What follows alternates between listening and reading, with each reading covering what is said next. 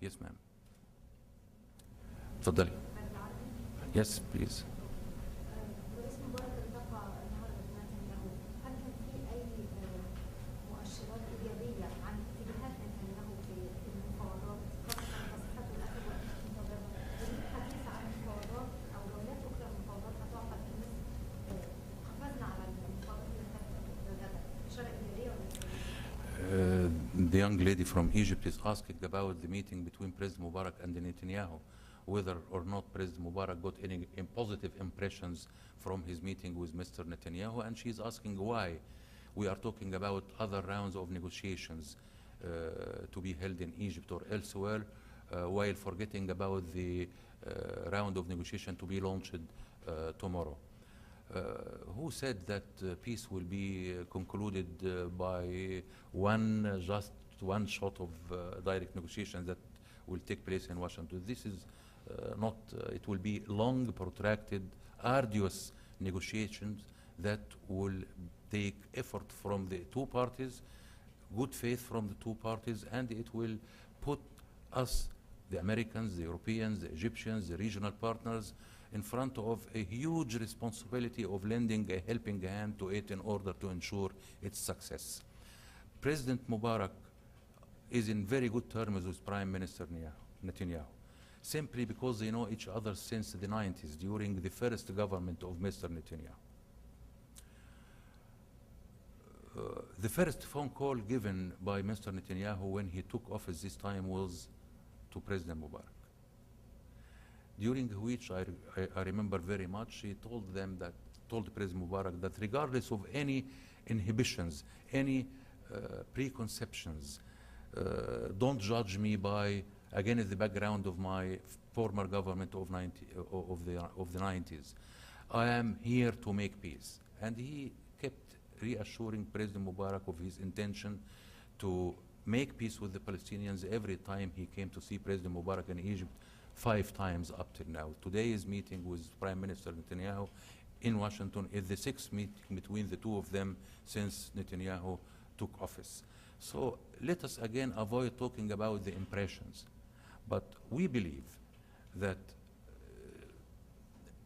Mr. Netanyahu is very well aware of the critical juncture we are passing through.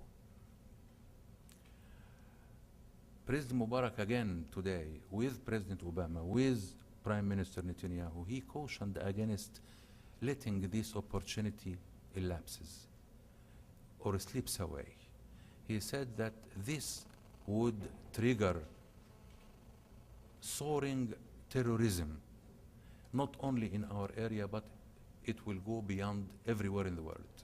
It will go beyond our area to everywhere in the world, because the late arrival of peace, the fact that the American and Western values of freedom, justice, did not arrive to the Palestinians up till now. The fact that the Palestinian people plight and suffering continues for more than 60 years now.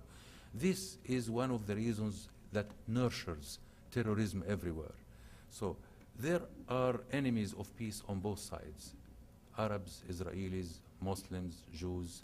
And we have to, the best way to do it is for the moderates to work hand in hand in order to ensure success for this round of negotiations. This will take a very valuable, important card off the hands of the fundamentalists, radicals, and terrorists. And I dare say that President Obama wholeheartedly subscribed with this submission given by President Mubarak today. اتفضل سيادتك. Andrew Quinn from Reuters. I'm wondering if you can tell us a little bit about what President Mubarak's advice was to President Abbas. He talked about his talking to Prime Minister Netanyahu and the question of the Israeli decision about the moratorium. What does President Mubarak think the Palestinians should do with that September 26th date? Are they right to say that they'll drop out of the talks immediately if they don't get an extension? It is not President Mubarak who told the Palestinians that things are shiny and rosy. let us call a spade a spade. This date of 26 is of crucial importance. Unless this moratorium is extended, all bets will be off. It is not logic or reasonable that during proximity talks, settlement activity was put to a halt, and when we start direct negotiations, a few days after we start them tomorrow, then the moratorium is over, settlement activities starts again. It doesn't make sense, does it? For President Mubarak, he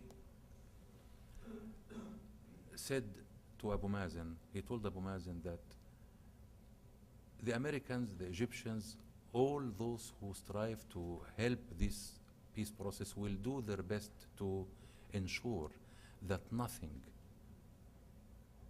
causes its collapse. He said, we'll talk to Prime Minister Netanyahu. The Americans will talk to Prime Minister Netanyahu. Sarkozy will talk to him. Other European leaders will talk to him. And we hope that we can get around this sticky issue. But should Abu Mazen leave the negotiations in case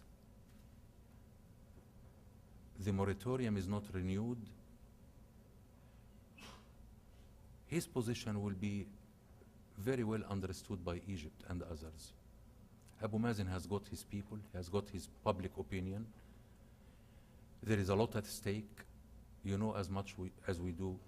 There is a lot of Palestinian opposition and Arab opposition in our area to see Abu Mazen going to direct negotiations.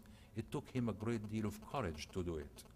But he needs to get a helping hand from the Americans, from the Egyptians, from the Europeans, and from the Israelis themselves. ثانية واحدة. Have I made myself clear? We encouraged him to engage from now until the 26th. If there is an invitation for other rounds of negotiations, for meetings between him and the Prime Minister Netanyahu, he should go, he should accept it. We should do our best in order to keep the two leaders talking together, to each other. But if the moratorium is not renewed, and again, this is a test for Mr. Netanyahu and his government and his coalition. It tests his sincerity, his willingness, his readiness to really engage in fruitful, serious negotiation. If he doesn't take the right decision, then Abu Mazen will be excused and he will have our understanding if he chooses to go and to go away from the negotiations. Yes, ma'am. We hope so, and we encouraged both of them. We encouraged both of them. In Egypt or not, that doesn't matter, but we stand ready to host them in Sharm el-Sheikh or elsewhere in Egypt. We stand ready, and President Mubarak told President Barack Obama this today. And we encourage both parties to talk to each other at the very highest level of President Mahmoud Abbas and the Prime Minister Netanyahu and the other levels, because the more they talk to each other, the more they get to understand the difficulties and the positions of each other. But this is to take place from now until the 26th. After the 26th, this is another story.